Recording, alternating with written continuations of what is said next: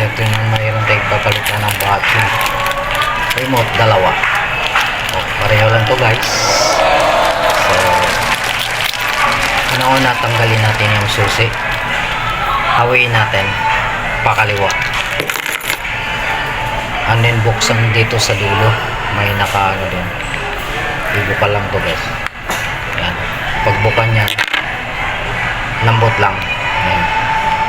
So, pag tagnal ng battery guys, madali lang to. Titingnan nyo to guys, baka may mga remote kayo. So, sayang din para may magkaroon kayo ng idea. Sikwatin lang to guys, ganun lang.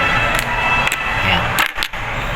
So, paglagay ng battery, siyempre, bubuga natin ng hangin para matanggal yung ano. And then, pag nilagay na battery, i-slide lang guys.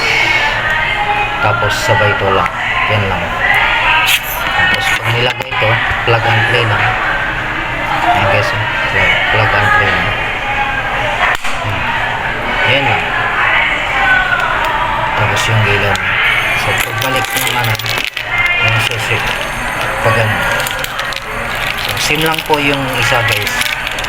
Hawiin lang pakaliwa. Tapos tangkal sa dito. Ganun lang.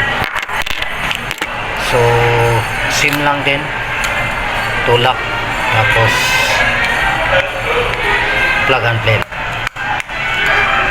Okay. And then, yan guys. Umilaw na. Same procedure. Balik yung susi. Yan lang guys. Okay na. So, thanks. Watch.